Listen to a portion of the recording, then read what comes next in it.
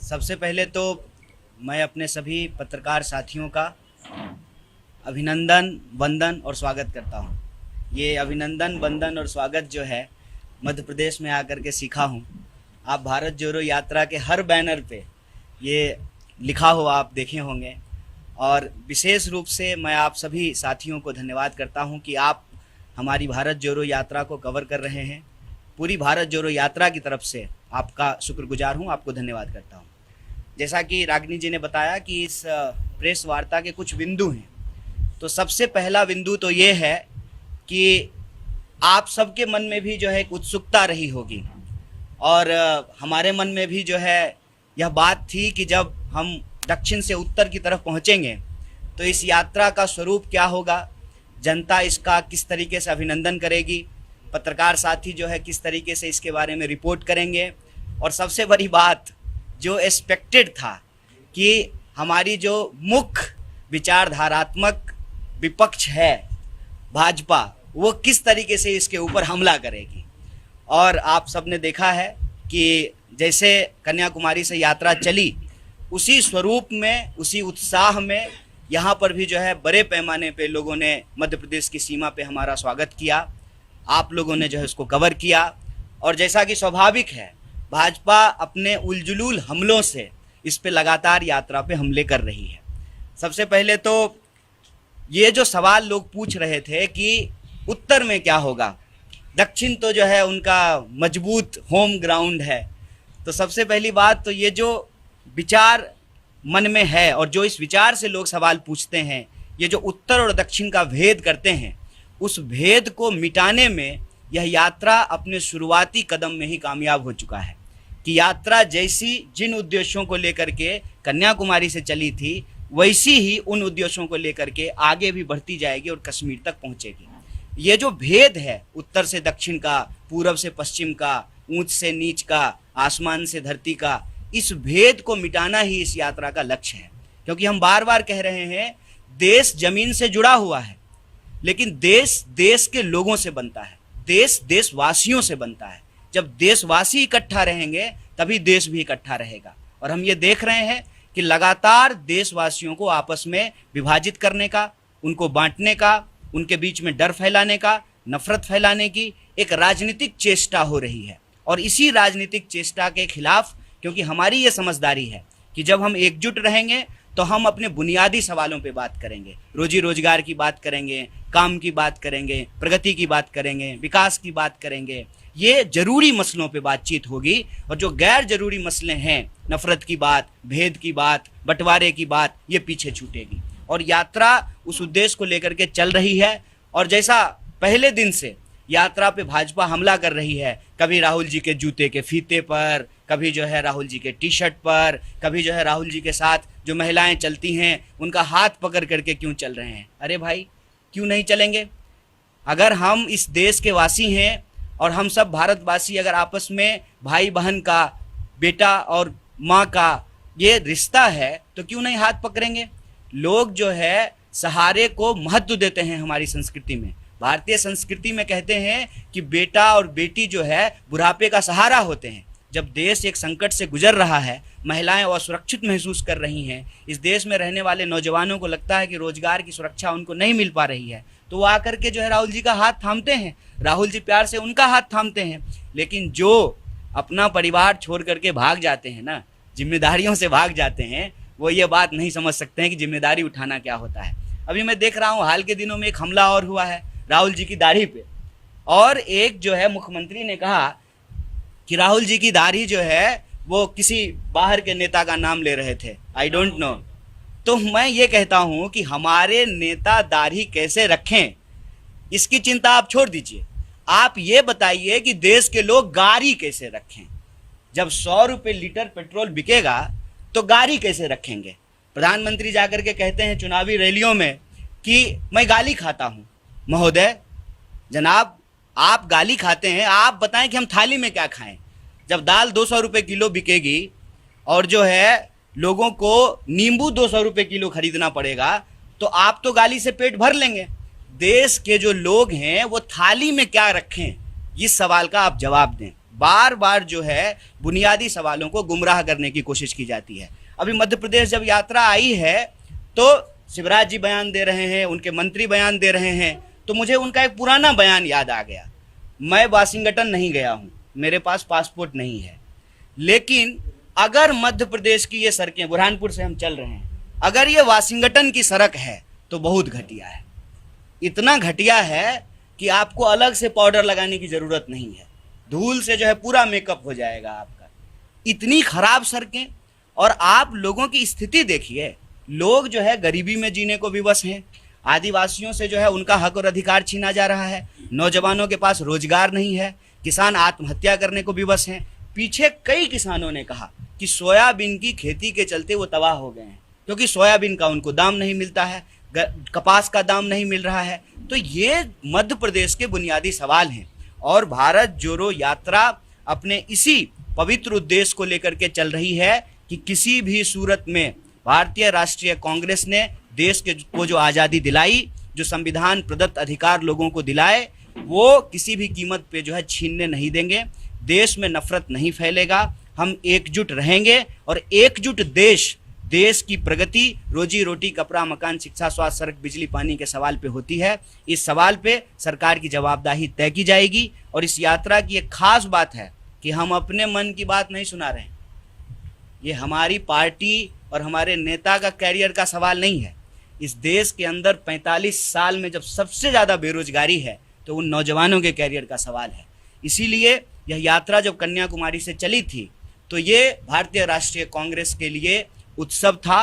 अब जब यह यात्रा 2000 किलोमीटर से ज़्यादा चल चुकी है और हम सतपुरा की पहाड़ी की उस तरफ से सतपुरा की पहाड़ी के इस तरफ आ चुके हैं, तब ये यात्रा उत्सव से महोत्सव बन चुका है।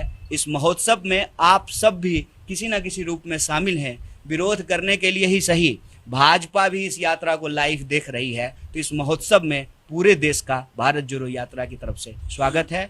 आप सबको एक बार पुनः धन्यवाद, शुक्रिया। ये एक शेर है कि तुम इधर उधर की बात मत करिए, बता कुंदा तुंदा, ये कितना कांग्रेस में कितना मौजूद है। कल का एपिसोड अशोक गहलोत और सचिन पायलट का देखा, आज एक आपके मध्य प्रदेश के मीडिया कोऑर्डिनेटर ने बीजेपी ज्वाइन कर लिया, तो ये कितना मौजूद है कांग्रेस के ऊपर। देखिए, सबसे पहली बात तो ये है कि मुझे बड़ी खुशी होती है कि पूरा देश जो है भारतीय राष्ट्रीय कांग्रेस की चिंता कर रहा है कि हमारे घर के भीतर क्या हो रहा है, हमारे किचन में क्या बन रहा है, हमारा कौन नेता क्या बोल रहा है। तो यह चिंता से हम लोग बहुत प्रसन्न हैं। लेकिन हम आश्वस्त कराना चाहते हैं आपके माध्यम से पूरे देश को, कांग्रेस पार्टी 1885 में बनी थी, इस देश की सबसे बड़ी पुरानी पार्टी है, और कई झंझावत हमने देखे हैं इधर से उधर। और जहाँ तक आप टूट और बिखराव की बात करते हैं, कई तो कांग्रेस से निकले हुए लोग मुख्यमंत्री बन के घूम रहे हैं। भाजपा के मंत्रिमंडल को देखेंगे तो कई प्रमुख मंत्री बने हुए हैं जो जब तक कांग्रेस में थे तो भाजपा उनको परिवारवादी कहती थी, भ्रष्टाचारी कहती थी। अब वो जो है मुख्यमंत्री बने हुए हैं, वहाँ जो है मंत्री बने हुए हैं। तो कांग्रेस पार्टी के लिए कोई नई बात नहीं है। जब परिवार डेमोक्रेटिक होता है ना, तो हर सदस्य को बोलने का अधिकार होता है। जब परिवार एटोक्रेटिक होता है ना, तो लोग डर से जाकर के आत्महत्या कर लेते हैं। हमारा इंटरनल मैटर है, हमारे सीनियर लीडर यहाँ मौजूद हैं, पूरा जो है नया जो है अध्यक्ष चुने गए हैं। कुछ दिन में जो है सीडब्ल्यूसी का भी चुनाव होगा, सीडब्ल्यूसी का गठन होगा। हम अपने इंटरनल मैटर को संभाल लेंगे। आपने चिंता जाहिर की, देश की क्यूरियोसिटी है, इसके लिए हम अपनी पार्टी की तरफ से, भारतीय राष्ट्रीय कांग्रेस की तरफ से आप सबका शुक्रिया अदा करते हैं।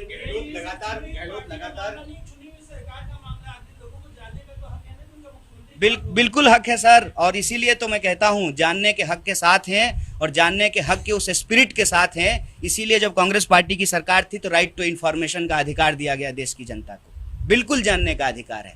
कुछ भी बंद कमरे में जो है डिसाइड नहीं होता है। लेकिन कहता हूं कि आप हमारी पार्टी को एक परिवार के तौर पे देखिए। भेद विभेद होते हैं, बहस होता है, आप लेकिन हमारे एक्सपीरियंस पे भी भरोसा रखिए कि इतने साल से देश को चलाए हैं तो अपनी पार्टी भी चला रहे हैं। जहाँ तक विभेद का सवाल है, हम नौजवानों में एक बात होती है कि हमको जो है कई बार समस्याओं को देख करके लगता है कि इसका कोई निराकरण नहीं होगा। समस्या अपने साथ समाधान लेकर के आती है, इसका भी समाधान हो जाएगा। आप जो प्रश्न पूछ रहे हैं उस प्रश्न से तो हम इनकार नहीं कर रहे हैं।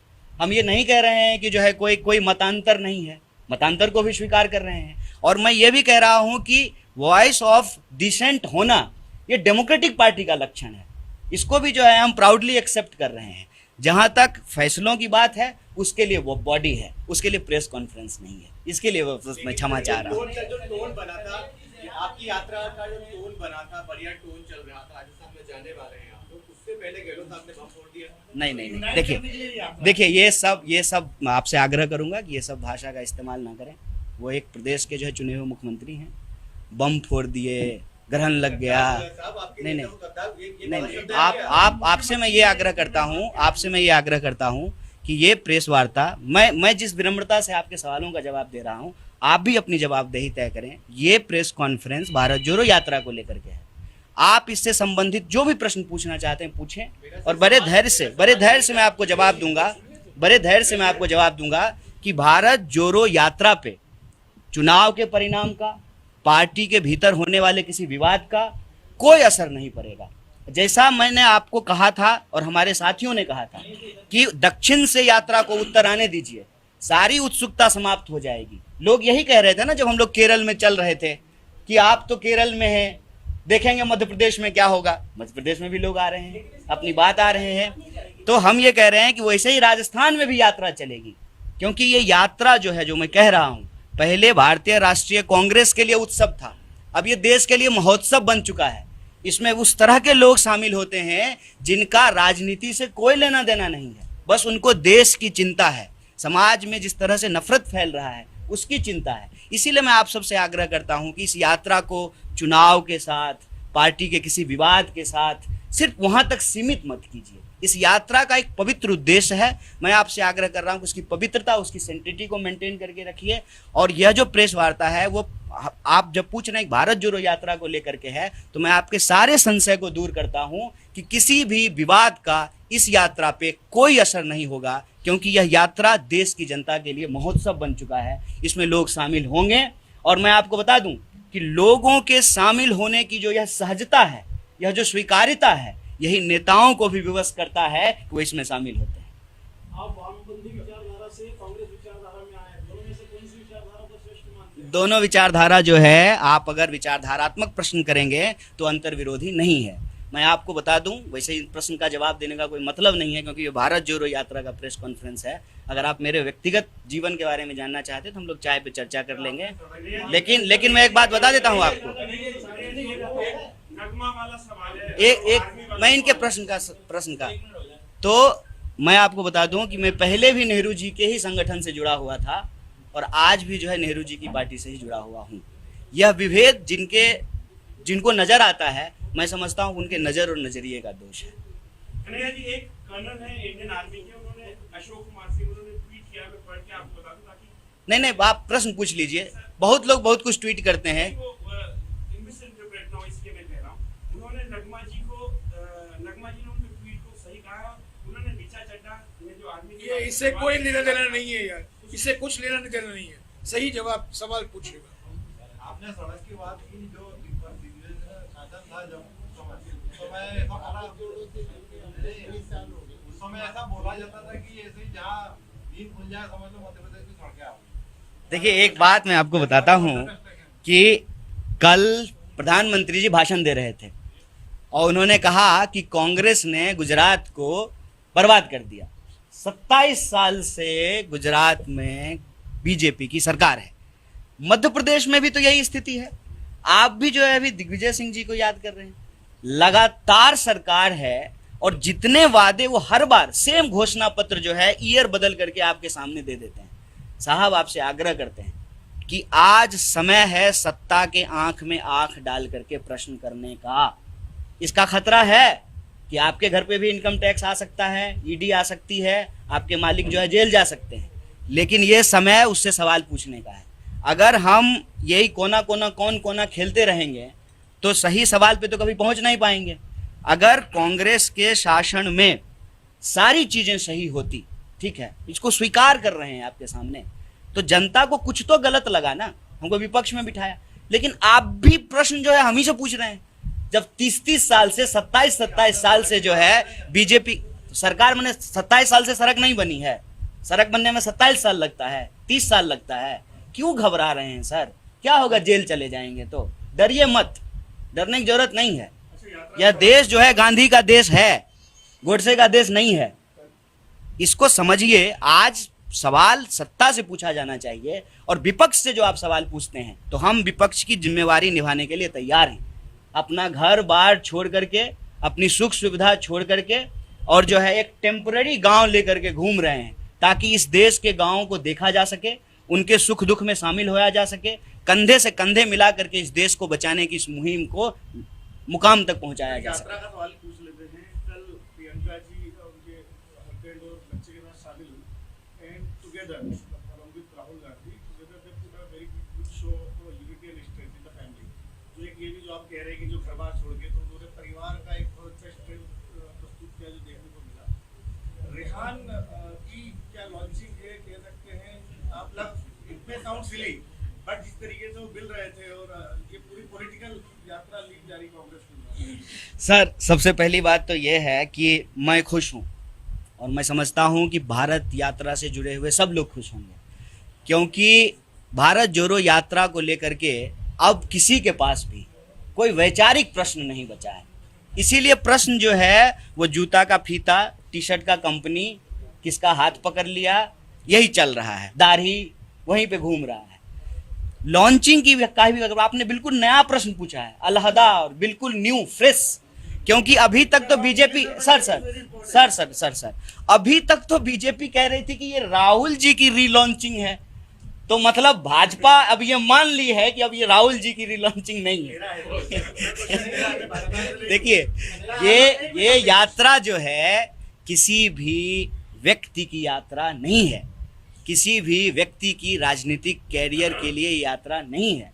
और मैं कहता हूं कि यात्रा सिर्फ राजनीतिक नहीं है, राजनीतिक भी है, राजनीतिक ही नहीं है। क्योंकि अगर सिर्फ राजनीतिक होता तो इसके रूप रंग ऐसे नहीं होते कि इसमें जो है एकता परिषद के लोग शामिल हो रहे हैं, सिविल सोसाइटी के लोग शामिल हो रहे हैं, आर्टिस्ट शामिल हो रहे हैं, पत्रकार शामिल हो रहे हैं, रिटायर्ड जज शामिल हो रहे हैं, रिटायर्ड आर्मी पर्सनल शामिल हो रहे हैं, इसमें जो है बिजनेसमैन शामिल हो रहे हैं। तो ये यात्रा राजनीतिक भी है, इसके साथ साथ सामाजिक है, सांस्कृतिक है, आध्यात्मिक है, आर्थिक है, इन तमाम पहलुओं को लेकर के चल रही है। और ये हमने कभी नहीं कहा है कि ये यात्रा राजनीतिक नहीं है। भारतीय राष्ट्रीय कांग्रेस एक राजनीतिक पार्टी है, तो स्वाभाविक रूप से यात्रा राजनीतिक भी होगी। लेकिन राजनीतिक होने का मतलब जो है सिर्फ चुनावी नहीं होता है, और किसी व्यक्ति का कैरियर लॉन्चिंग प्लेटफॉर्म नहीं होता है। इस देश के 135 करोड़ लोगों के जो बुनियादी सवाल है ना, और मैं दक्षिण से उत्तर तक आया हूँ, मैं 2 प्रमुख सवाल आप तमाम लोगों को बता सकता हूँ जो एकदम कॉमन है। मतलब पांव पखाड़ती भारत माता की हिंद महासागर कन्याकुमारी से जब हम शिखर पे पहुंचेंगे कन्याकुमारी कश्मीर तक, तो एक सवाल जो सबसे प्रमुख है ना, वो है महंगाई का और बेकारी का। इसीलिए इस प्रेस वार्ता में भी हमने जो 2 प्रमुख बिंदुओं पे बात की है वो है महंगाई और बेकारी का। हमको लगता है महंगाई बहुत लॉन्च हो गई है सर, एकदम जो है रॉकेट लॉन्चर से भी तेज चल रहा है, तो इस पे हम लोगों को बात करना चाहिए।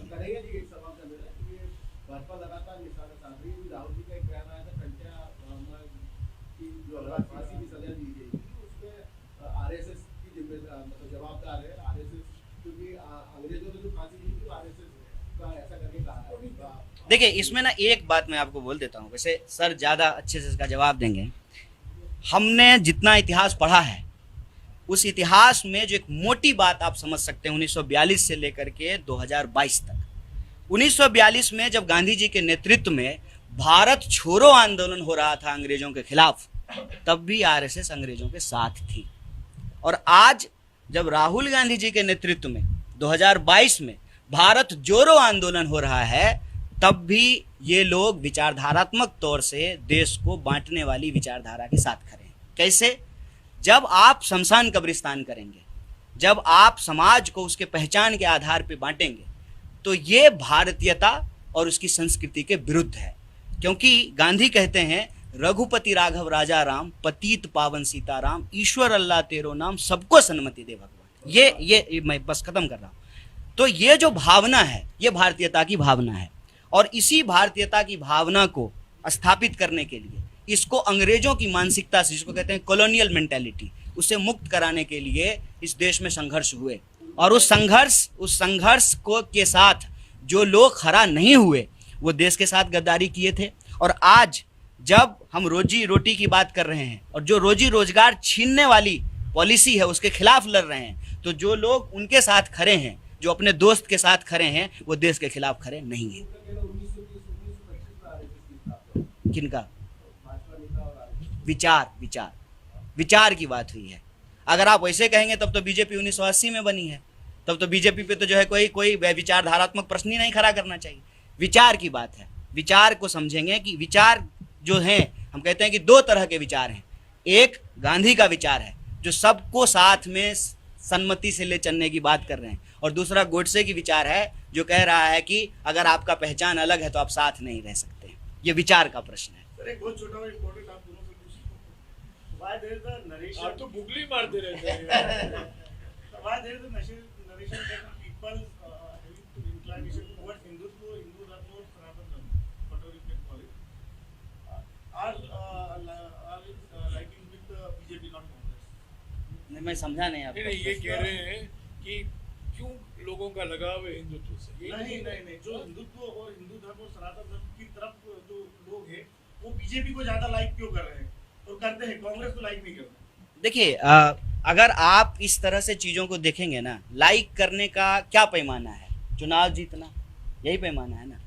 तो मुझे आप एक बात बताइए कि यही प्रश्न जब हमसे पूछा जाता है कि आपके लोग चले गए वहाँ, ठीक है, तो वो लोग जब यहाँ थे तब भी जीत रहे थे, और वो लोग जब वहाँ गए तो तब भी जीत रहे हैं।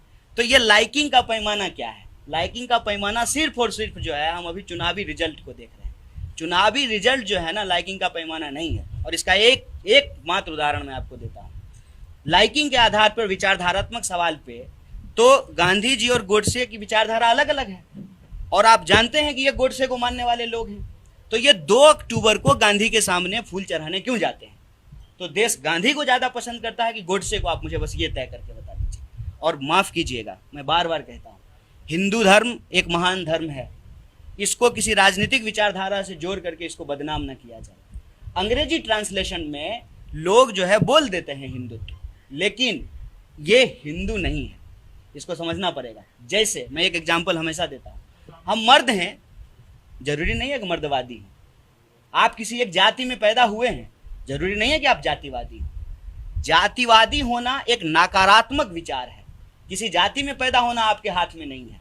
मसलन आप हो सकता है ब्राह्मण हो, जरूरी नहीं हो कि आप ब्राह्मणवादी होंगे। किसी भी नकारात्मक विचार को जो समेट करके चलता है और उसके आधार पे जो राजनीति करता है, उसको आप अलग कर दीजिए। और हिंदू धर्म इस देश की संस्कृति में बसी हुई है, जिसमें सहिष्णुता है, स्वीकार्यता है, बड़ों का सम्मान है, विश्व शांति की बात है, एकता की बात है। तो इसको जानबूझ करके एक किया जाता है। मैं बार बार कहता हूँ, फेयर एंड लवली का क्रीम नहीं है, मुंह में लगाने का अलग, पैर में लगाने का अलग। और अक्सर जो है हमारे ऊपर भी लोग ये सवाल उठाते हैं कि आप सॉफ्ट कर रहे हैं। कोई सॉफ्ट हार्ट नहीं कर रहे हैं। हम सर्वधर्म संभाव में भरोसा रखते हैं, हम हिंदू हैं, और इसमें जो है कोई ग्लानि की बात नहीं है, इसकी स्वीकार्यता है, ये एक बात है। लेकिन हमारा धर्म किसी भी दूसरे धर्म को मारने की, हत्या करने की, नफरत फैलाने की इजाज़त नहीं देता है, क्योंकि हम विश्व एकता और शांति की बात करने वाले लोग हैं। इसीलिए मैं बार बार कहता हूँ, प्रभु का नाम लेकर के लोग अपनी दुकान चलाते हैं, ये एक अलग बात है। और धर्म जो है उसका काम धार्मिक उपासनाओं के लिए है, प्रार्थनाओं के लिए है, पूजा के लिए, वो एक बात है। लेकिन विधानसभा चुनाव में, लोकसभा में इसका इस्तेमाल होना, ये धर्म नहीं है, ये सांप्रदायिकता है। और सांप्रदायिकता की राजनीति इस देश में आरएसएस लंबे समय से की है और भाजपा आज कर रही है। तो यही हम कह रहे हैं कि जो लोग अपने धर्म से प्यार करते हैं, सांप्रदायिकता उनके धर्म के विरुद्ध है और उनको सांप्रदायिकता से बच करके रहना चाहिए। और उसी सांप्रदायिकता की विचार ने इस देश में सर्वधर्म की बात करने वाले बापू की हत्या कराई। इसीलिए ये कन्फ्यूजन नहीं फैलाया जाना चाहिए। इसी के आधार पर नफरत फैलाया जा रहा है और नफरत के चलते हमारे देश के मुद्दे पीछे छूट रहे हैं। इसीलिए भारत जोड़ो का नारा है, नफरत छोड़ो, भारत जोड़ो।